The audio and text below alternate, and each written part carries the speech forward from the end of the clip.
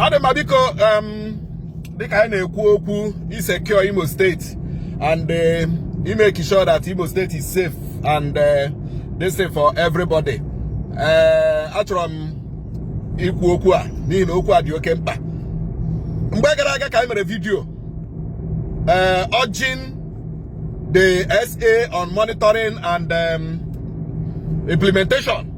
Yao nzechira se eri to make sure that in a OG human face and I want to say that as far as that Douglas Road IGBO is concerned, human face is showing. And the job you could also Makandi Douglas Road. Kedi Jikwenu Ama Awusa. Kedi Ama Awusa and the Awusa from that development secondary school we are.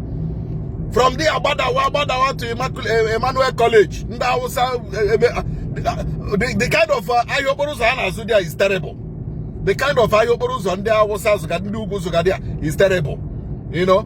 So that place, even Anabachia Boru and 6 o'clock, Abachia block or road. I want to ask the SA on monitoring and implementation. Gini Koneme.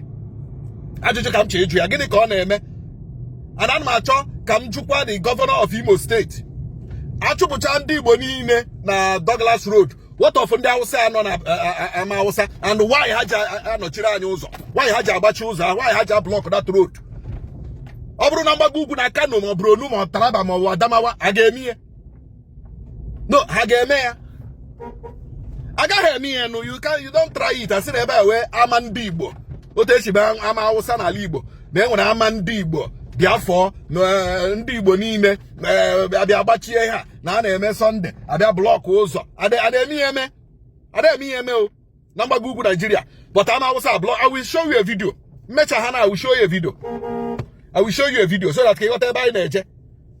So biko Chinasa Nwaneri, please, ndị Awusa anọchiri anyị ụzọ na-agbachiri anyị ụzọ abịa block road a na-agbazi one way because na ha na Ama Awusa na this and that. Biko anyị achọghị ya. Because we as SA or SIRI mana no could pasha ruwa. I know governor Imo State because imana ki ga-ememe ya. Anya chọ this kind of discriminatory whatever. Na ala Igbo kwe na ala nke anyị kwa, we don't need it. Ebe webe kai, ebe onye dịka ọ na-awachi. I will play that video now. Kunu hugodi otu ndị Hausa should block all the whole of ebe niile showara ahịa.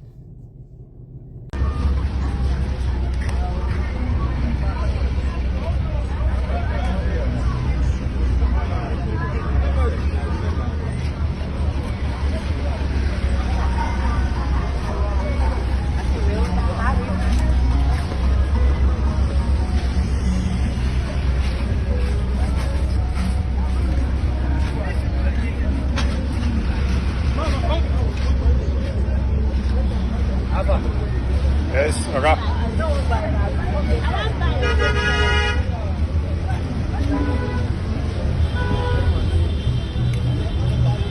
Chief.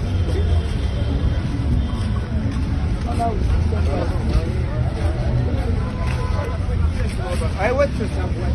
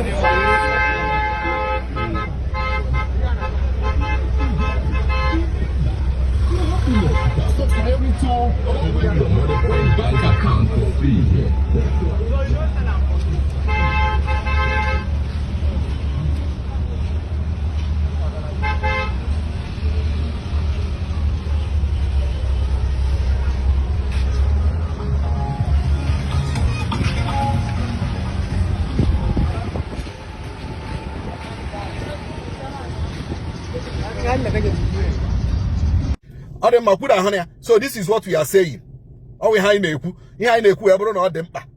That the governor of Imo State from development secondary school even